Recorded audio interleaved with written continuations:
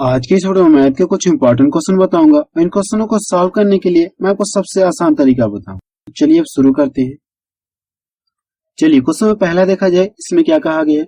दो संख्याओं का अनुपात 4:3 है तथा उनका एचसीएफ 8 है, तो उनका एलसीएम ज्ञात कीजिए। ठीक है, इस क्वेश्चन में ये कहा गया है कि दो संख्याएं हैं जिनका एचसीएफ आपको दे दिया है और उनके बीच का क्या दिया, अनुपात दिया है। तो पूछा है कि उनका एलसीएम क्या होगा। इस क्वेश्चन में आपसे ये पूछा गया है। ठीक है, तो कैसे ज्ञात करेंगे मैं आपको तरीका बता रहा हूँ। सबसे पहले क्या दिया, दोनों संख्याओं का अनुपात दिया। तो आप यहाँ से लिख लीजिए, अनुपात कितना दिया है, दोनों संख्याओं का 4:3। और ये क्या दिया, आपको एचसीएफ दिया है। दोनों संख्याओं का एचसीएफ कितना दिया है, 8 दिया है। आप यहाँ से 8 लिख लीजिए। अगर यहाँ से दोनों संख्याओं का रेशियो में एचसीएफ निकाला जाए तो कितना इसका एचसीएफ आएगा, 1 आएगा। इस एचसीएफ से क्या करना, आपको इस एचसीएफ में क्या करना, भाग देना। अगर आप भाग देंगे तो भाग कितनी बार जाएगी, 8 बार जाएगी। ठीक है, अगर इसका लाके इसमें गुणा कर दे, इसका लाके इसमें गुणा कर देंगे तो पहली संख्या पता चल जाएगी। इसका लाके इसमें गुणा कर देंगे तो दूसरी संख्या आपको पता चल जाएगी। ठीक है, लेकिन आपको इस तरह से नहीं करना। आपसे पूछा कि एलसीएम पूछा, तो कैसे करेंगे मैं आपको तरीका बता रहा हूँ। आपको करना है कि इसका किसी एक में गुणा कर लिए, चाहे इसमें गुणा कर लीजिए चाहे इसमें कर लीजिए। मैं किसी एक में गुणा कर दे रहा हूँ। इसका गुणा इसमें कर, 8 चौक को 32 हो गया। गुणा करें 8 चौक को 32 हो गया। अब पूछा कि उसका एलसीएम पूछा ना, एलसीएम के लिए क्या करना, आपको यहाँ से गुणा कर लिए। इन दोनों का क्या करिए, गुणा कर लिए। अगर गुणा कर लेंगे तो 3 दूना 6 हो गया और 3 त्रिका 9 हो गया। ठीक है, अर्थात आप बता सकते हैं कि उन दोनों संख्याओं का एलसीएम कितना होगा, 96 होगा। तो बी ऑप्शन किसका मैच करेगा। नेक्स्ट क्वेश्चन देखा जाए। चलिए क्वेश्चन नंबर सेकंड देखा जाए, इसमें क्या कहा गया है। एक रेलगाड़ी 60 किलोमीटर प्रति आवर्स की गति से एक खंबे को 30 सेकेंड में पार करती है, तो रेलगाड़ी की लंबाई ज्ञात कीजिए। ठीक है, तो सबसे पहले आपको ये क्वेश्चन फिगर द्वारा समझा दे रहा हूं, फिर मैं आपको वो तरीका बताऊंगा जिससे क्या कर सकते इस क्वेश्चन को सिर्फ एक लाइन में भी सॉल्व कर सकते हैं। सबसे पहले आपको फिगर द्वारा समझाने जा रहा हूं। अगर मैं मान लो ये कोई रेलगाड़ी है, ये कोई रेलगाड़ी है। अब रेलगाड़ी की चाल आपको दे दी, इसकी चाल कितना यहाँ से 60 किलोमीटर प्रति आवर्स है। अब रास्ते में कोई खंबा है, मैं मान लो ये कोई खंबा है। अब कहा क्या है, ये जो रेलगाड़ी है खंबे को कितने सेकंड में क्रॉस कर जा रही है, कितने सेकंड में ये पार कर जा रही है, 30 सेकंड में पार कर जा रही है। रेलगाड़ी जो है खंबे को कितने सेकंड में क्रॉस कर जा रही है, 30 सेकंड में पार कर जा रही है। तो पूछा कि हमसे इस रेलगाड़ी की लंबाई कितना, इस क्वेश्चन में हमसे यही पूछा गया। ठीक है, तो कैसे सॉल्व करेंगे मैं आपको तरीका बता रहा हूँ। ठीक है, आपको ये फार्मूला पता होगा, चाल बराबर क्या होता है, दूरी बटे समय होता है। चाल बराबर क्या होता है, दूरी बटा समय हो जाएगा। ये फार्मूला आपको पता है। अब इसी फार्मूले की सहायता से हम लोग क्या करें, इस क्वेश्चन को सॉल्व करेंगे। चाल आपको दी गई है और यहाँ से समय भी दिया गया, तो पूछा कि आपसे रेलगाड़ी की लंबाई या दूरी कहें। ठीक है, यही आपसे पूछेंगे। तो सबसे पहले जो दिया आप यहाँ से लिख लीजिए। चाल कितना यहाँ से 60 किलोमीटर प्रति आवर्स से, और दूरी हम लोग मान ले रेलगाड़ी की दूरी कितना, ये x मीटर। रेलगाड़ी की दूरी कितना, x मीटर, और समय कितना लग रहा है इसे, 30 सेकेंड लग रहा है। समय कितना लग रहा है, 30 सेकेंड लग रहा है। यहाँ पे इधर यूनिट किसमें, मीटर प्रति सेकंड में है, और इधर यूनिट किसमें, किलोमीटर प्रति आवर्स में। तो इसे भी मीटर प्रति सेकंड में कन्वर्ट करने के लिए क्या करना होगा, मुझे 5/18 से गुणा करना होगा। ठीक है, आप करना है कि इसका कैलकुलेशन कर लिया और आपका क्या जाएगा, आंसर आ जाएगा। ठीक है, इसको यहाँ से 6 से काट दो तो 6 त्रिका 18 हो गया, और ये 6 पचे 30 हो गया। इसको यहाँ से काट दो तो 3 दूना 6 हो गया। अब करना है कि इसका मल्टीपल कर लेते, 20 पचे 100 हो गया। अब इसका भी तिरक में गुणा कर लेंगे तो कितना हो गया, 500 मीटर मिलेगा। ठीक है, कितना मिल जाएगा, 500 मीटर मिलेगा। अर्थात आप बता सकते हैं कि रेलगाड़ी की लंबाई कितना है, 500 मीटर। तो सी ऑप्शन किसका मैच करा। नेक्स्ट क्वेश्चन देखा जाए। क्वेश्चन नंबर 3 देखा जाए, इसमें क्या कहा गया। एक व्यक्ति के पास 385 रुपए है। यदि 5 रुपया, 10 रुपया तथा 20 रुपया के नोटों की संख्या समान है, तो नोटों की कुल संख्या ज्ञात कीजिए। ठीक है, अब कंडीशन इसमें ये है कि 5 रुपए, 10 रुपए और 20 रुपए के नोटों की संख्या क्या है, समान है। तो कैसे इस क्वेश्चन को सॉल्व करेंगे मैं आपको तरीका बता रहा हूँ। ठीक है, अगर नोटों की संख्या समान, आप यहां से लिख लीजिए कि नोटों की संख्या। ठीक है, हम लोग मान लें क्या, एक एक का अनुपात है। ठीक है, यानी एक नोट क्या है, 5 रुपए की भी एक नोट है और 10 रुपए की भी एक नोट है और 20 रुपए की नोट एक है। ठीक है, कहा गया है कि नोटों की संख्या समान है। ठीक है, अब क्या करना है कि यहाँ से, अब यहाँ से देखिए कुल धन कितना दिया गया, कुल धन कितना दिया गया, यहाँ से आप लिख लीजिए कुल धन कितना, ये 385 रुपया है। अब कि यहाँ से ये रुपए में दिया है और ये क्या है, नोटों की संख्या का अनुपात है। अब इससे भी क्या करना होगा, मुझे रुपए में कन्वर्ट करना होगा।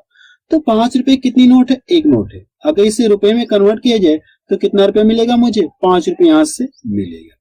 अब ये 10 रुपए की भी नोट कितना, एक ही है, इसमें लाके गुणा करके कितना हो जाएगा, ये 10 रुपए मिलेगा, 10 रुपए आपको मिलेगा। इसका भी लाके इसमें गुणा कर दिया, कितना हो गया, यहाँ से कितना मिल जाएगा, 20 रुपए मिलेगा। अब देखिए ये सभी क्या रुपए में कन्वर्ट हो गए और कुल धन यहाँ से कितना दिया गया, इतना दिया गया। तो करना क्या, आपको यहाँ से जोड़कर क्या करना है, इससे आपको भाग देना है। अगर आप इन सभी को जोड़ लेंगे तो कुल कितना मिल जाएगा, 35 रुपया मिलेगा। करना क्या, आपको इस योग से इस योग में क्या करना, आपको भाग देना है। अगर आप भाग देंगे तो भाग कितनी बार जाएगी, 11 बार जाएगी। तो आपसे प्रश्न पूछा कि नोटों की संख्या पूछा है ना, ठीक है। तो आपके पास दो तरीके इसे बताने के लिए, ठीक है, लेकिन मैं आपको एक ही तरीका बता रहा हूँ, ठीक है। आप पूछे है नोटों की संख्या पूछा, आप क्या करें, तीनों को रेशियो में जोड़ लीजिए। अगर इन दोनों को जोड़ेंगे तो कितना मिल जाएगा, इससे 3 मिलेगा। नोटों की संख्या रेशियो में कितना मिल रहा है, 3 मिल रहा, और जितनी बार भाग गई इसका लाके इसमें गुणा कर दीजिए। तो यहाँ से कितना हो जाए, 11 3 33 हो जाएगा, ठीक है। अर्थात आप बता सकते हैं कि कुल नोटों की संख्या कितना है, 33 नोट है। तो पहला ऑप्शन किसका मैच करा। इसमें करना क्या है, एक बार आपको फिर से बता दे रहा हूँ, ठीक है। कंडीशन ये कि नोटों की संख्या क्या समान, हम लोग मान लें सभी एक एक के नोट है। सभी क्या है, 5 रुपए की भी एक नोट है, 10 रुपए की भी एक नोट है, और क्या है, 20 रुपए की भी एक नोट है। कुल धन आपको दे दिया गया है और ये क्या रुपए में है, और ये क्या दिया है, नोटों की संख्या दिया है। इसे रुपए में कन्वर्ट करने के लिए क्या करें, इसका गुणा इसमें कर लीजिए, इसका गुणा इसमें कर लीजिए, इसका गुणा इसमें कर लीजिए। अब तीनों को जोड़ के क्या करना, इसमें भाग देना। जितनी बार भाग जाएगी, और प्रश्न में पूछा कि नोटों की संख्या पूछा ना, तो जितनी बार भाग जाएगी आप रेशो में तीनों को जोड़ लीजिए। इसको क्या करिए, जोड़ लीजिए। रेशो क्या करें, अब तीनों को जोड़ लिए, 3 मिलेगा आपको। जितनी बार भागे इसमें लाके गुणा कर दे, आपको क्या जाएगा, आंसर आ जाएगा, ठीक है। नेक्स्ट क्वेश्चन देखा जाए, क्वेश्चन नंबर 5 देखा जाए। इसमें क्या कहा गया है, एक वस्तु के विक्रय मूल्य में 8% तथा 16% के लाभ पर 3 रुपए का अंतर है। इस क्वेश्चन में क्या कहा गया, एक वस्तु के विक्रय मूल्य में 8% तथा 16% के लाभ पर 3 रुपए का अंतर है, तो दोनों विक्रय मूल्यों का अनुपात होगा। आप इस क्वेश्चन में ये पूछा गया, इस क्वेश्चन में क्या पूछा गया, दोनों विक्रय मूल्यों का अनुपात क्या होगा, इस क्वेश्चन में आपसे ये पूछा गया, ठीक है। तो कैसे इस क्वेश्चन को सॉल्व करेंगे, मैं आपको तरीका बता रहा हूँ, ठीक है। अब दोनों का अंतर कितना, लाभों का अंतर मिला है, 3 रुपए का अंतर मिल रहा है। अगर ये परसेंटेज में देखा तो कितने का अंतर मिलेगा, यहाँ से 8% का अंतर मिलेगा। करना क्या आपको, इससे आप क्या करिए, इसमें भाग दे दीजिए।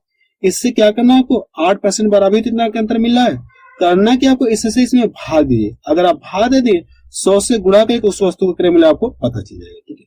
मैंने आपको क्या बताया, आपको करना क्या, 3 में क्या करना, आपको 8 से भाग देना और 100 से गुणा कर देना। तो ये क्या पता चल गया, आपको वस्तु का क्रय मूल्य आपको पता चल गया। उस वस्तु का क्रय मूल्य आपको पता चल गया तो क्या करें, एक बार उसे 8% लाभ पर बेच रहा है और एक बार कितने % लाभ पर बेच रही है, 16% लाभ पर बेच रहा है। तो क्रय मूल्य आपको पता चाहिए तो आप यहां से लिख लीजिए, कितना ये है, 300 बटा कितना हो गया, 8 हो गया क्रय मूल्य। अब ये पहली बार कितना लाभ पे बेच रहा, 108%। ये जो भी क्रय मूल्य अपने आप में 100% है। तो करना क्या, आपको डायरेक्ट इसका क्या करें, 8% लाभ निकालने के लिए, 8% लाभ कमाने के लिए डायरेक्ट क्या करें, इसको 108% पे आप बेच दीजिए, ठीक है। अब क्या करना, एक बार इससे क्या करना, 16% लाभ पर बेचना है। तो आप यहां से क्या करिए, 300 बटा 8 हो गया। अब इसको क्या करना है, डायरेक्ट 116% आप निकाल लीजिए, ठीक है। अब इन दोनों के बीच में क्या पूछा है, अनुपात पूछा है। क्या पूछा है, अनुपात पूछा है। आप यहां से अनुपात लगा दीजिए। ये इससे क्या हो गया, रिजेक्ट हो गया, और ये 100 से 100 रिजेक्ट हो गया। अब देखिए 4 से ये भी कटेगा और 4 से ये भी कटेगा, काट के छोटा कर लेंगे लोग। तो यहाँ से 4 दूना 8 हो गया और 2 इधर गया, 4 7 28 हो गया। अगर इसको 4 से काट दो तो कितना हो गया, 4 दूना 8 हो गया और 3 इधर गया, तो 4 9 36 हो गया, ठीक है। अर्थात आप बता सकते हैं कि दोनों वस्तु यानी दोनों के विक्रय मूल्य का अनुपात कितना हो जाएगा, 27:29 होगा। तो पहला ऑप्शन किसका मैच कर रहा है, ठीक है। नेक्स्ट क्वेश्चन देखा जाए, क्वेश्चन से देखा जाए। इसमें क्या कहा गया है, पी तथा क्यू की काम करने की क्षमता का अनुपात 5:7 है।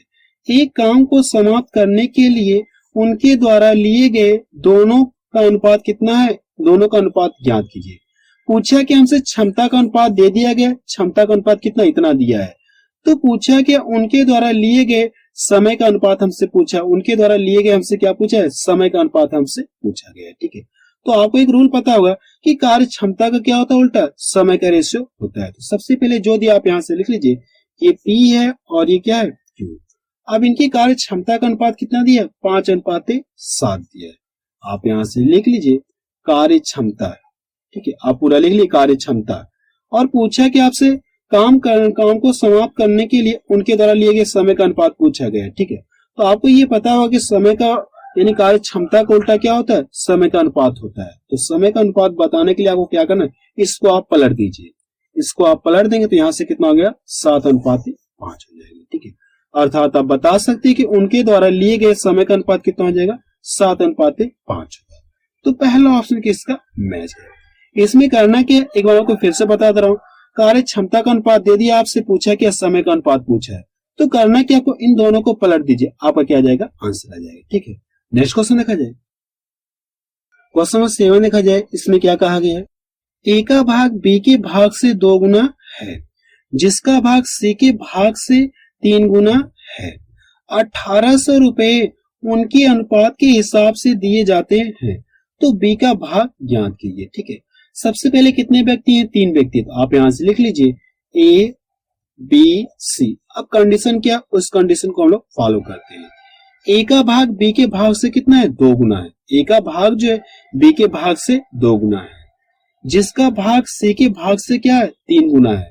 जिसका भाग क्या है, सी के भाग से 3 गुना है, यानी बी का भाग क्या है, सी के भाग से 3 गुना है।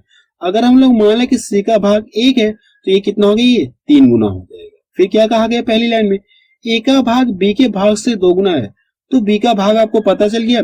अब ए का भाग क्या है, इससे 2 गुना है, इसका 2 गुना कितना हो जाएगा, यहाँ से 6 हो जाएगा, ठीक है। अर्थात आपको ये रेशियो मिल गया। अब करना क्या, इतने रुपए क्या करना है, तीनों में बांटना है, ठीक है। आप यहाँ से लिख लीजिए कि कुल धन कितना दिया गया है, कुल धन आप यहाँ से लिख लीजिए 1800 रुपए दिया गया है, ठीक है। और इसी रेशियो में बांटना है। तो करना क्या, आपको यहाँ से तीनों को जोड़ लीजिए। अगर जोड़ेंगे रेशियो में तो कितना मिल गया, 10 मिल गया। इससे क्या करना, आपको भाग देना इसमें। अगर आप भाग देंगे तो 0 से 0 कट गया इसका, अब बचा कितना, यहाँ से 180 आपका बचा। तो जितनी बार भाग गई है और पूछा कि बी का हिस्सा पूछा ना, तो जितनी बार भाग गई बी वाले मिला के आप गुणा कर दीजिए। इसका गुणा इसमें कर ले, कितना हो जाएगा, 540 आपको मिलेगा, ठीक है। अर्थात आप बता सकते हैं कि 1800 रुपए में बी का भाग कितना है, 540 रुपए है। तो बी ऑप्शन किसका मैच करा। नेक्स्ट क्वेश्चन देखा जाए, क्वेश्चन 8 देखा जाए और ये लास्ट क्वेश्चन है। इसमें देखिए क्या कहा गया है, एक त्रिभुज का क्षेत्रफल 456 वर्ग सेंटीमीटर है, तो इसकी ऊंचाई 24 सेंटीमीटर है, तो इसके आधार की लंबाई ज्ञात कीजिए, ठीक है। इसके आपको क्या पूछा, त्रिभुज के आधार की लंबाई आपसे पूछा है। तो आपको फार्मूला पता है, त्रिभुज का क्षेत्रफल और क्या होता है, 1/2 आधार इंटू ऊंचाई होता है। आप यहां से लिख लीजिए कि त्रिभुज का क्षेत्रफल बराबर क्या होता है, 1/2 आधार इंटू ऊंचाई, यही तो फार्मूला होता है, ऊंचाई आपका, ठीक है।